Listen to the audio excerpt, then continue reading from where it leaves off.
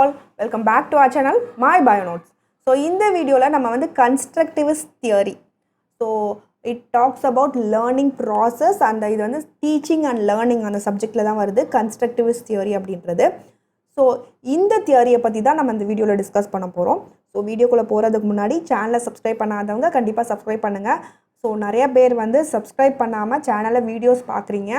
So அவங்களுக்கும் சொல்கிறேன், please subscribe அவர் சேனல். அண்ட் ஆல்சோ சப்ஸ்கிரைப் பண்ணவங்க எல்லாத்துக்குமே thank you all and also continue your support. So வாங்க வீடியோக்குள்ளே போகலாம் and let's discuss about this constructivist theory. So constructivist theory அப்படின்னா என்ன? கன்ஸ்ட்ரக்ஷன் அப்படின்னாலே கன்ஸ்ட்ரக்ஷன் ஆஃப் அ பில்டிங், ஒரு பிரிக்ஸ் வச்சு எப்படி ஒரு பில்டிங் கன்ஸ்ட்ரக்ட் பண்ணுறாங்க. ஸோ அதுதான் நம்ம வந்து கன்ஸ்ட்ரக்ஷன் அப்படின்னு சொல்கிறோம். இந்த இடத்துல டீச்சிங் அண்ட் லேர்னிங்கை பொறுத்த வரைக்கும் here this theory talks about the construction of knowledge. Learning எப்படி நடக்குது, எப்படி ஒரு ஸ்டெப் பை ஸ்டெப்பாக ஒரு புது அறிவு நம்மளுக்கு கிடைக்கிது, கன்ஸ்ட்ரக்ட் ஆகுது அப்படின்றத தான் இந்த தியரி பேசுது. So it also talks about short term and long term memory. So இது நீங்கள் எஜுகேஷன் சைக்காலஜிலே படிச்சிருப்பீங்க. ஷார்ட் டேர்ம் மெமரி, ஒர்க்கிங் மெமரினா என்ன, லாங் டேர்ம் மெமரினா அப்படின்னா என்னென்னு. ஷார்ட் டேர்ம் மெமரினா என்னென்னு பார்த்தீங்க அப்படின்னா இப்போ அட் ப்ரெசன்ட் நீங்கள் உங்களுக்கு ஒர்க் ஆகிக்கிட்டே இருக்க மெமரி வந்து short term memory are working memory. இதே லாங் டேர்ம் மெமரின்னு பார்த்தீங்க அப்படின்னா ஸ்டோரேஜ் ஃபார்ம். முன்னாடி நீங்கள் வந்து படித்தது, இப்போ டேபிள்ஸ் மேக்ஸில் படிச்சிருப்பீங்க. ஸோ அதெல்லாம் வந்து லாங் டேர்ம் மெமரி. நீங்கள் அது திருப்பி யோசித்து பார்த்து உங்களுக்கு வரும். ஸோ உங்களுக்கு தேர்ட் ஸ்டாண்டர்டில் சொல்லி தந்ததோ இல்லை வந்து முன்னாடி இருக்க உங்களுக்கு ப்ரையார் நாலேஜை நீங்கள் எடுக்கிறதுனாலே லாங் டேர்ம் மெமரியில் போய் தான் எடுக்கணும். ஸோ இதில் இந்த லேர்னிங் ப்ராசஸை பொறுத்த வரைக்கும் 3 இம்பார்ட்டண்ட் ப்ராசஸ் நடக்குதுன்னு சொல்கிறாங்க அக்கார்டிங் டு திஸ் தியரி. என்னென்ன ஆக்டிவிட்டீஸ்ன்னு பார்க்கலாமா? ஸோ ஃபஸ்ட்டு பார்த்தீங்க அப்படின்னா செலக்டிங் அப்படின்னு பார்த்தீங்கன்னா selecting the most appropriate information and interpretation. So you're going to select your information and you're going to interpret it.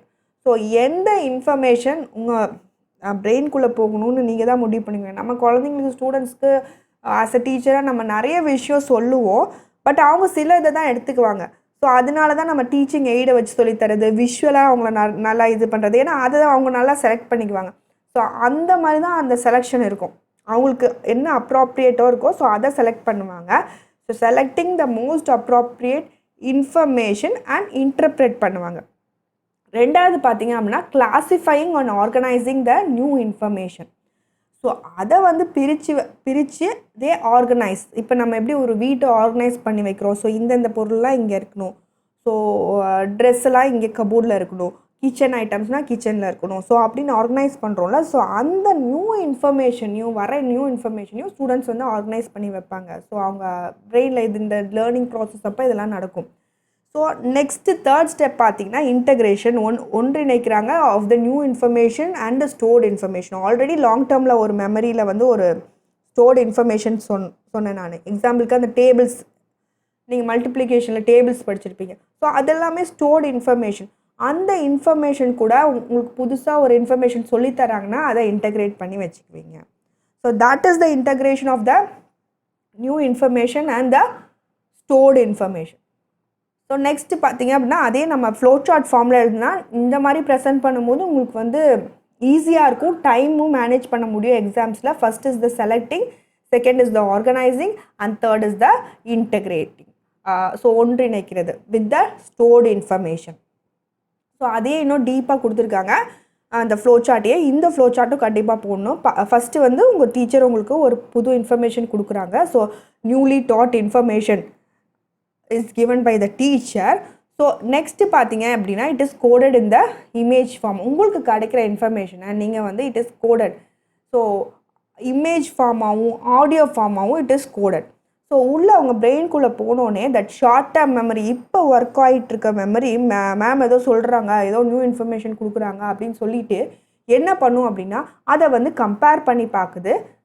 முன்னாடி இதே மாதிரி நம்ம படிச்சிருக்கோமா, இதே மாதிரி ஏதாவது நம்ம பார்த்துருக்கோமா அப்படின்னு சொல்லிது ப்ரையார் நாலேஜ் கூட அப்படி கம்பேர் பண்ணி பார்க்குது. எது short term memory R the working memory. So அது அந்த நியூ இன்ஃபர்மேஷன் ஃபஸ்ட்டு அந்த ஸ்டோர்டு இன்ஃபர்மேஷன் ஃபஸ்ட்டு வரணும் இல்லையா. ஸோ அதை தான் இந்த மேலே இருக்க ஸ்டெப்ஸில் கொடுத்துருக்காங்க. ப்ரையார் நாலேஜ் நான் முன்னாடி சொன்ன மாதிரி it is stored in the long term memory in the coded form. நார்மலாக இல்லாமல் கோட் லாங்குவேஜில் வந்து அது ஸ்டோர் ஆகிருக்கும் அப்படின்ற மாதிரி சொல்கிறாங்க. அதுலேருந்து ஒரு இப்போ இருக்க நாலேஜும் அதுவும் எதுவும் மேட்ச் ஆகுது அப்படின்னு செலக்ட் ஆகி இங்கே வரும் short term selecting the appropriate once from the prior knowledge which is ஆக்சுவலாக which can be compared, which is similar to the new information given by the teacher, which is similar to the stored information. So adu mattum da you that is getting selected here in this step actually. So if it's similar, next step you see newly learned things is coded and organized here. So next step வந்து ஒன்றா இருந்துச்சுன்னா அந்த integration step நடக்கும். இல்லை இது ஒரு புது information அப்படின்னா it will be stored in the coded form. ஸ்டோர்டுனாலே it will be in the coded form. Code language use பண்ணுறோம் இல்லையா? ஸோ இப்போ இந்த சிசி ப்ளஸ் ஜாவாலாம் யூஸ் பண்ணுறாங்க ஐடி ஃபீல்டில். ஸோ அந்த மாதிரி ஒரு கோடட் ஃபார்மில் வந்து அது ஸ்டோர் ஆகிக்கும். சப்போஸ் அது வந்து ஏற்கனவே இருக்க நாலேஜ் கூட பொருந்தி போச்சு அப்படின்னா அந்த இடத்துல போய் அது ஸ்டோர் ஆகும். புதுசாக இருக்க இன்ஃபர்மேஷன் அப்படின்னா அது தனியாக ஸ்டோர் ஆகும். ஸோ அதுதான் இந்த ஃப்ளோ சார்ட். ஆக்சுவலாக இது ரொம்ப ஈஸி. இது போட்டிங்கனாலே பாதி வேலை முடிஞ்ச மாதிரி எக்ஸாமில். So this is about the constructivist theory of the learning process. So that's it. Thank you all for watching my video. என் வீடியோ உங்களுக்கு பிடிச்சிருந்தா லைக் பண்ணுங்கள், ஷேர் பண்ணுங்கள், அண்ட் ஆல்சோ பெல் பட்டனும் கிளிக் பண்ணுங்கள். Happy learning to you all. Thank you.